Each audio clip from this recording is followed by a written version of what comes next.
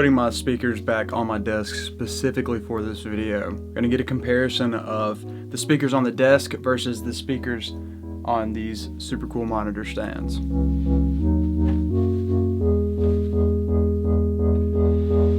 So like most people who are making music in a home studio, the room I'm in is not particularly well suited for critical listening. And recently I've become pretty obsessed with trying to optimize this space as much as I can for critical listening. And that obsession has kind of brought me to my most recent endeavor, and that's implementing speaker stands into my studio. About a month ago, I purchased a pair of ultimate support stands for my speakers, and as you saw at the beginning of the video, I actually had to take my speakers off the stands and put them back on my desk, and that's because I've been using them for a while. And really, I've kind of forgotten what it sounds like to listen to music and work with my speakers on my desk.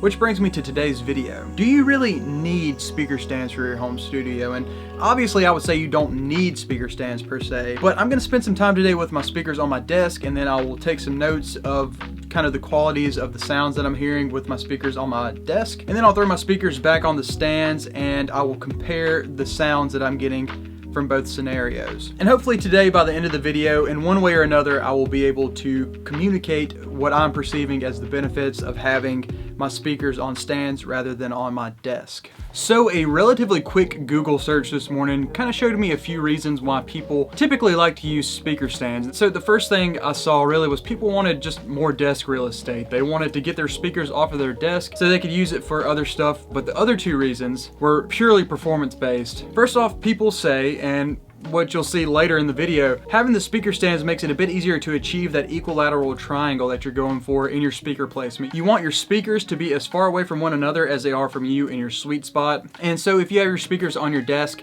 that may be more difficult to achieve. Obviously, depending on the size of your desk, your speakers may be closer or further away from one another than they are from you. So having the speaker stands gives you a little bit more of a modular setup so you can move around your speakers to really try to dial in that equilateral triangle. And the next point is one that I definitely experienced when I took my speakers off of my desk and put them on my speaker stands. And that is having the speakers on your desk, or really anything that can change the way the speakers vibrate or the object itself vibrates, can really impact the way your speakers sound. So for me, it felt like when I took my speakers off of my desk and put them on the speaker stands, it literally felt like they were able to breathe. Like it felt like the high end was cleaner, and I think that may be because my desk was vibrating and it was maybe causing some weird low mid frequencies. Getting rid of that a little bit kind of made it seem like the high end was a little bit more pronounced. And it being difficult for me to just kind of tell you is why in the next part of the video we're going to take a SonarWorks reference curve of the speakers on the desk versus the speakers on the stands, and we'll take a look at the two graphs and compare those together, and maybe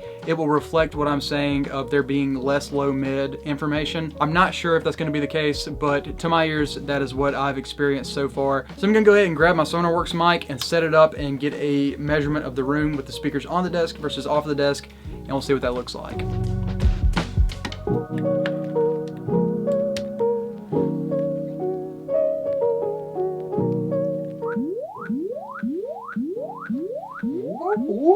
Stay where you are.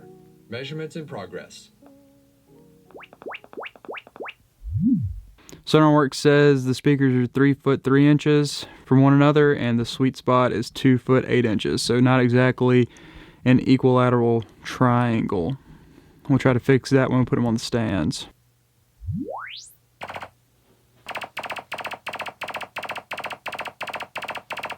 All right, all finished up.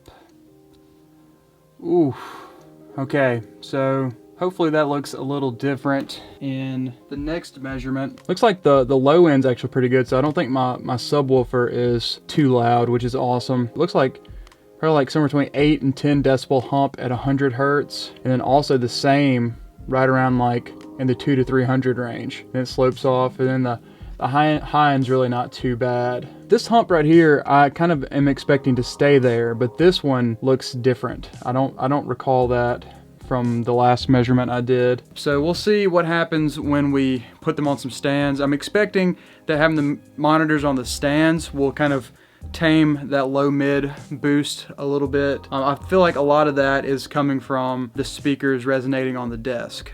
Could be wrong, I'm not positive, and we'll see after the next measurement, but let's go ahead and get the monitors on some stands. So I figure a quick word on the actual stands that we were using would be pretty helpful. I don't remember the exact model name, but they are ultimate support stands.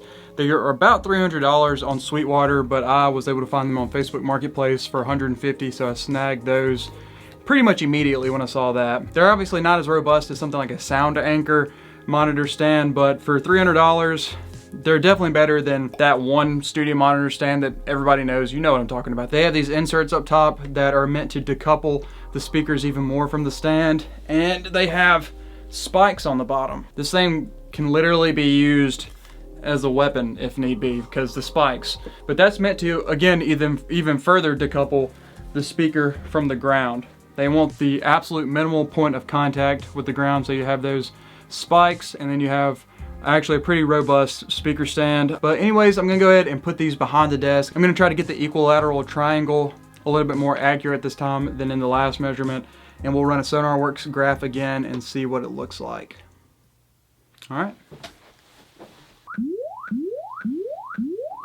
Alright, so here I am on my desktop, and these are our two reference curves side by side. I didn't change anything besides where the speakers were. Okay, so I mean, that is a huge change, but I didn't change the volume of the speakers. I didn't change the volume of the mic pre, of my subwoofer, or anything. First of all, on nose stands, this curve for probably somewhere around 50 to below, that's probably right around 50 hertz or so. It is almost flat on 0 decibels, and then obviously it takes a dip right here around 80 hertz or so, and then you get right here to 100 hertz and you have a crazy like 8 decibel boost. Like I said though, I thought that was going to stay there. It looks like it did, and maybe even got just a hair worse over here on the width stands. So I'm not really sure what that 100 decibel boost is. I've seen in forums and stuff people saying that that is the desk, but anyways, what I haven't seen in past reference curves really is this gigantic hump, almost the same 6 or 7 decibels, right around like 120, I guess, all the way up to maybe, I guess, like 300 hertz or so. We got a pretty big dip right there on that. That almost goes back down to 0 decibels on the width stands. So it looks like some of that 150 to 300 hertz kind of like weird resonance I was talking about, maybe that actually did go away a bit. It's not nearly as drastic as I thought it was going to be, but that's a very obvious change. But it is kind of strange because it goes right back up, maybe around 250 hertz or so. I don't know if that maybe is an octave of that. I couldn't tell you. But then you go over here, and I thought that the high end was a little more wigged out with stands than it without stands, but looking at it back and forth, it's the same general curve, maybe even a little better on the width stands. Now granted, the dark blue, the navy line, is your left speaker, and the lighter blue is your right speaker. It looks like on this reference curve that my left speaker is quieter than my right speaker. Maybe that's something I need to take a look at. I mean, like I said, I didn't change the volume of anything, so I don't know how that could be the case. But really, the biggest and most obvious change to me is this dip right around 120 hertz or so, 200 hertz, whatever that is. That's the most clear and obvious change to me. So just looking at that, I can't really tell you for you if it's worth you getting speaker stands and changing your desk setup for speaker stands. I do think that it is very clearly extremely important for us to try to figure out how to control the low end in our mix rooms. And it looks like if having my speakers on stands is going to take care of that low mid, I've done all I can there. So for me personally, I'm going to keep the speakers on stands and try to move towards doing something to control the low end of my room a little bit better. And if you guys are using speaker stands, or if you found a way to adequately control your low end in your home studio, if you could leave that down in the comments, that would be awesome. I would love to hear your experience with stuff. If you guys enjoyed today's video, please do hit that like button as well as the subscribe button, and I will see you guys in the next video.